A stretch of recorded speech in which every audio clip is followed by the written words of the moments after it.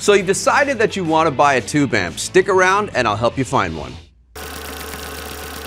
It comes down to three things. I've done a lot of music retail and I've owned about 30 to 40 different amplifiers. It comes down to the genre of music that you're playing.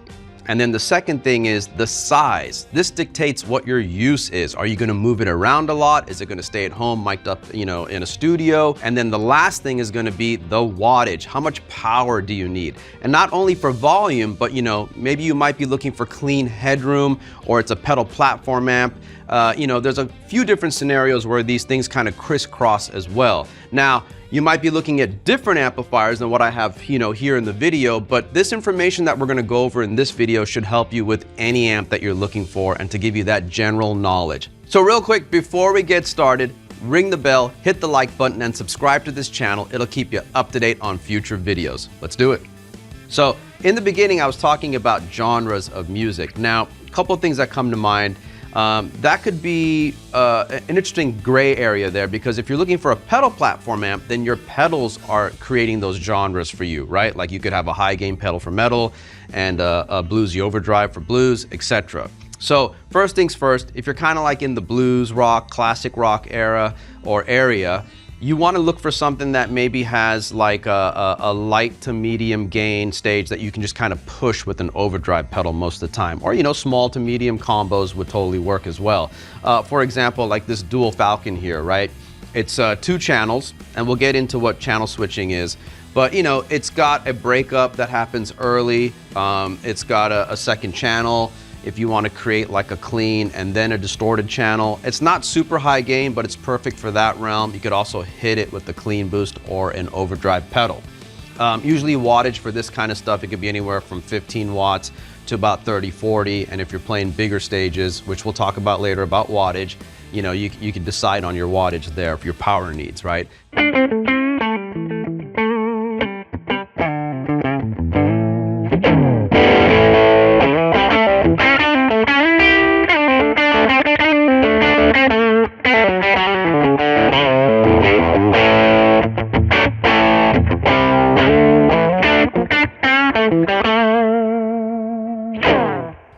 Now, if you're looking for cleans, let's say you're doing jazz, or let's say it's, R&B, funk, soul, all that good stuff where things have to be super clean, usually headroom's associated with that. So you may want to step up the wattage here for like a Fillmore 50 or a 100, or even like a California Tweed, something that's got headroom or power, 50 watts and going higher up there. Now, again, depending on your needs, wattage is really subjective, right? But when I associate cleans, when I think of headroom, I think about that bigger wattage power section.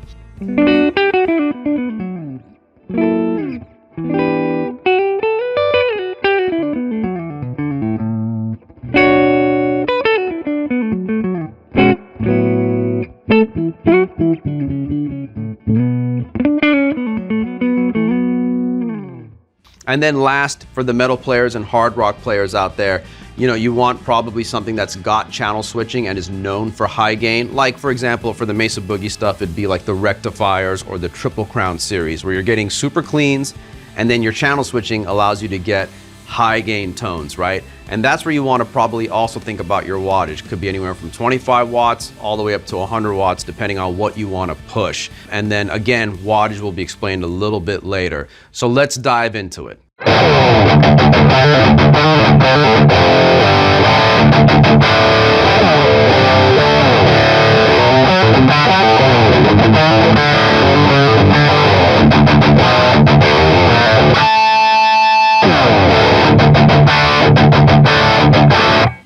So real quick, just as a reminder, you can find all this gear that we're using in the video, the guitars, the amps, etc., on our website. Those links are going to be in the description below. They'll take you there for pricing, availability, and for all the specs that you might want to find out about.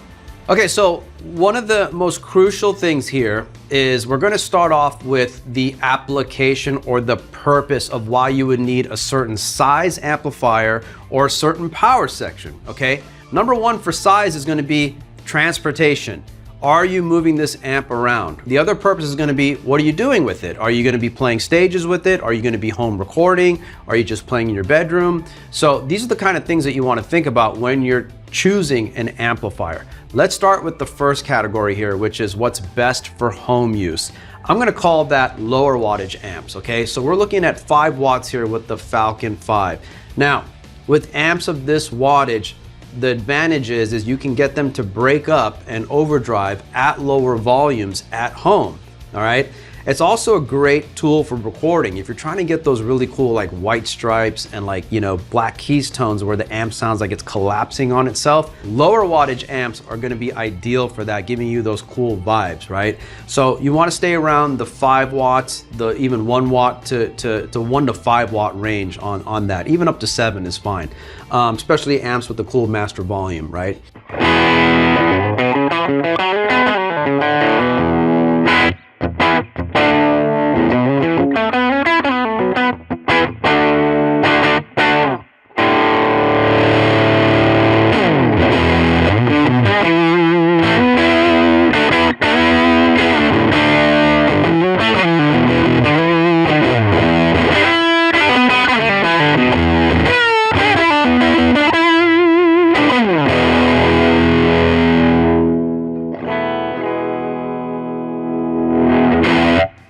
So the second category now is gonna be, again, with home studio, bigger rooms, and then small to medium sized gigs. So in front of me now, we've got 2 amps that are around the 20 to 25 watt range. Now, fun fact is, no matter what size of the stage, you can actually use a 25 watt amp because you're most likely going to be mic'd up through the PA system, right? So the cool thing here is you've got a little bit more wattage. You can kind of keep up with the drummer that's not too loud. With the Badlander 25 here, it does have that direct recording capability. So if you've got an amp that has like, you know, direct outs for recording, even at home, you can just, you know, play anytime you want without disturbing anybody or record. The other thing you're gonna think about is the tube differences here. EL84s, 6v6s in the California Tweed. Now, 84s have that chime in the upper mids and highs, a little leaner on the low end, versus a 6v6, which is a very vintage sounding tube, okay? Now you've got natural tube compression, smoother highs, and a little bit more of a movement on the low end, I like to call it. There's a little bit more airiness there, right? Great for breakup, as what Tweed amps are known for. So either one of these directions is a great way to go. Badlander, of course, for the higher gain stuff, and then Tweed for that classic Tweed stuff.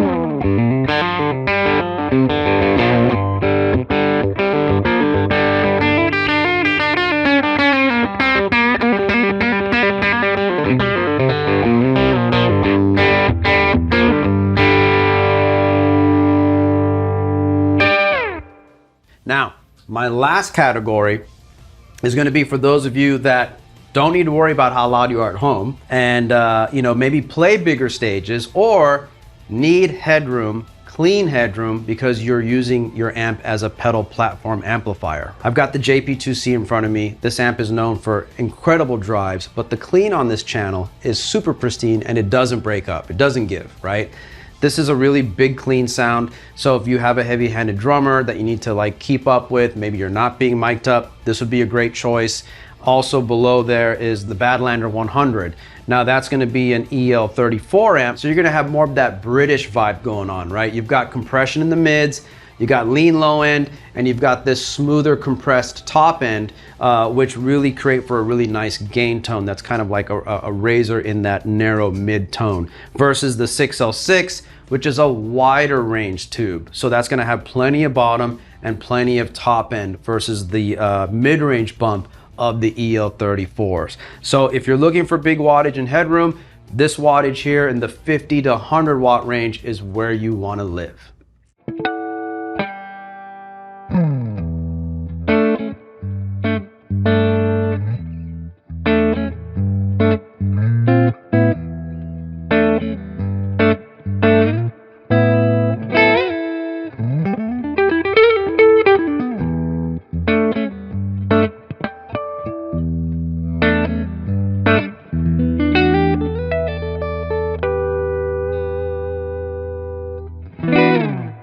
Okay, so now that you've figured out what size amp you need and what wattage and tube complement you're looking for, let's talk about whether you're looking at a combo or a head and cab version of this amplifier if it's offered that way, right? Now in front of me, I've got two identical amplifiers. They're both Mesa Boogie Mark 7 amps, right? Here's the combo, here's the head and the matching 112 speaker cabinet. Now, let's look at the combo for a second. This one enclosure happens to be housing the amp chassis, the reverb tank, as well as the speaker. So this one enclosure is sharing all of that, versus the head, where all the components of the amplifier are in the head shell of the amp, and then you've got one dedicated enclosure just for the speaker. So in conclusion, they're both pluses. It just depends on your scenario, right? Some of you may want the ease of just the grab and go with one piece being the combo, and then some of you may need to disperse the weight up with the head and the cabinet. Now they're both modular situations, right? You can add a cabinet to this, or you can add a cabinet over here. They both work the same way. It's just a matter of preference. So now that you've decided on what size amplifier you're looking for, the wattage, the tubes, maybe if you've now figured out, if you want a combo versus a head and a cab, let's talk about the cabinets, right? The speaker cab is 50% of your tone basically, right? Speakers affect the tone in a huge way. Now that's a separate video altogether, but for now, let me walk through the go-to offerings that you're probably gonna come across. Now, in a nutshell, the speaker size and the size of the box pretty much dictates the sound, okay? Let's look at the first offering, a 110. This is basically a 10-inch speaker in this enclosure right here. Now, it's pretty tight, it's small, it's compact, it's easy to grab and go. Think about the 10-inch speaker having tight low end, focused mids and highs, just like what you would think by looking at it. The player that might want to use this is someone that's got a smaller head, they don't need a lot of wattage, or maybe they just enjoy the sound of that quick response and tight 10-inch speaker. We're gonna go over to the next offering, which is the one that you're gonna see most of the time. This is a 112-inch cabinet, a 12-inch speaker in there. This is what you're gonna see in combos most of the time, and it's really the grab and go-to for a lot of guitar players. The 12 itself, it spreads the mid-range open a little bit more. You've also got a lot more low end now as opposed to the 10. It's not as tight as a 10, but it definitely fires a little bit harder in those low frequencies. So that's the go-to. It can handle anywhere from 50 to 75 watts. Sometimes you can find 100-watt speakers in the 12-inch range as well. Double that up, you now have your 212 cabinet enclosure. Now there's two 12s in here. This particular cab is diagonal, so you've got a speaker on top of each other like that. You're also gonna find the horizontal cabinets where the speakers are side by side, right? Think of this as half of the bigger one over here, which is the 412. So 12s again now, increasing the spread, increasing the low end, and now with the 212s, you're actually opening up the mids even more. A really good go-to if you're somewhere in the 30 to 50 range on wattage, even up to 75 to 100 watts. And now last over here, my biggest cabinet, the 412. So the 412 being that great choice for all of you out there that are using a 50 to 100 watt amplifier, playing those bigger stages that need that extra low end thump, and perhaps for those that are lucky enough to play those big amps at home, right? Now the cool thing about cabinets is you can combine them. So you can use two 110 cabs, or you can use two 112s instead of having to take a 212. You can also take two 212 cabinets out versus taking a 412 cabinet out. You know, this can't fit in my car, so it might be better for me to just have 2 of these. So the cool thing is you can mix and match as long as you're, you know, keeping mind of the right impedance, or you could also be using a high-end cabinet switcher as well to experiment with these different speakers.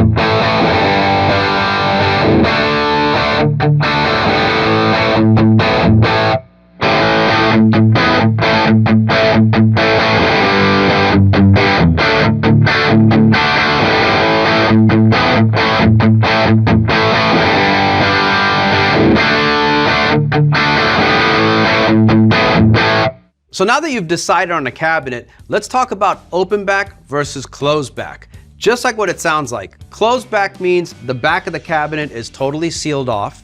And then on open back, you've got a section of the cabinet that's open for the sound to kind of spill over or encompass the room more, right? Now, with the closed back cabinet, I'm gonna turn this around so you can see it, totally closed off. Basically, the sound is a little bit tighter, focused, especially on that low end. It hits a little bit more percussive and tighter. On the open back, I'm gonna turn this around here. As you can see, you've got that area here that this sound can come out of. You know, if you've got a drummer that's playing next to this cabinet, they can kind of hear it as well. And the result is a little bit airier in the low end and chime in the highs. Really great for clean tones. And then the closed back is going to be really great for high gain sounds, or if you're just trying to hit harder with those, you know, heavier rock tones. Nice to have both, of course. They both serve different purposes, but the best way to think about it is, you know, rock, metal, anything harder hitting is going to want to favor a closed back. And then, you know, blues, cleans, country, anything like that probably wants to favor an open back cab. There's no rules here though. You can mix and match and you can do what works best for you. As far as the high end goes, it's going to be a little bit of openness on the open cab here, some chime, and then it's going to be a little bit more focused with that and the mid range on the closed back.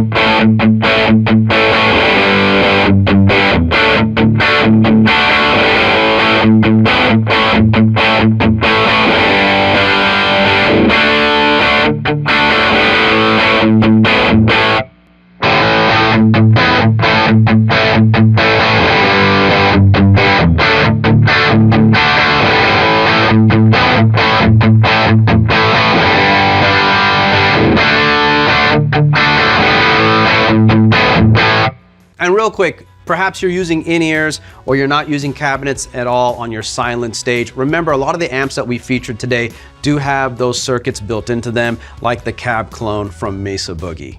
So a couple things that we didn't have time to go over in this video that I wanted to share with you really quickly for future discussions is, in my experience of buying multiple amplifiers, some of the things that I want to think about and share with you would be if you're deciding on channel switching versus a single channel amplifier, right? If it's a single channel, it's usually going to have one sound. It's either going to be a clean or it's going to be something that's got some crunch to it that you're going to kind of dictate or control with your volume on your guitar. Channel switching gives you the flexibility of having a clean, a dirty sound, and even a boost on some amplifiers, right? A lot of the Mesa amps behind me have channel cloning, which is cool because it's the same amp twice basically.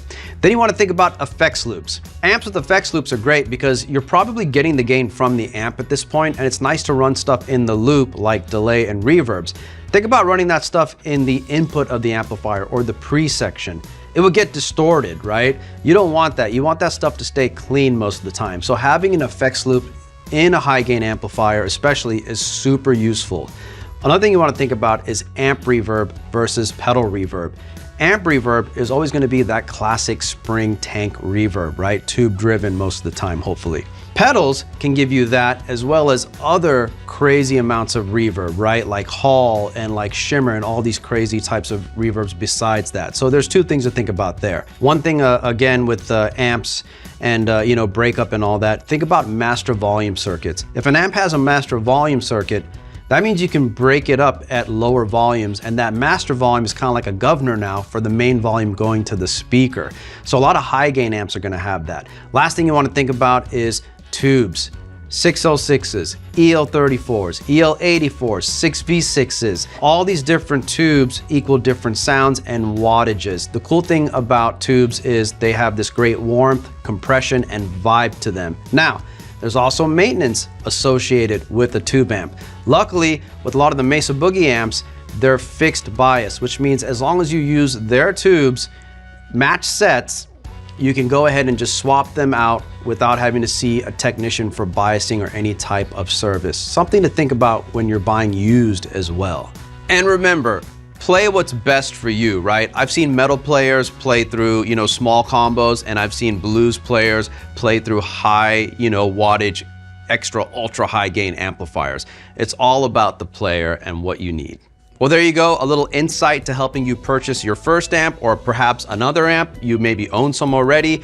Either way, this is just general knowledge for all of you to have out there. Now, one of the key things that you want to know and think about is the wattage and what tubes are being used in that amplifier. So make sure you check out our tube wattage comparison video on the channel. Thanks for watching.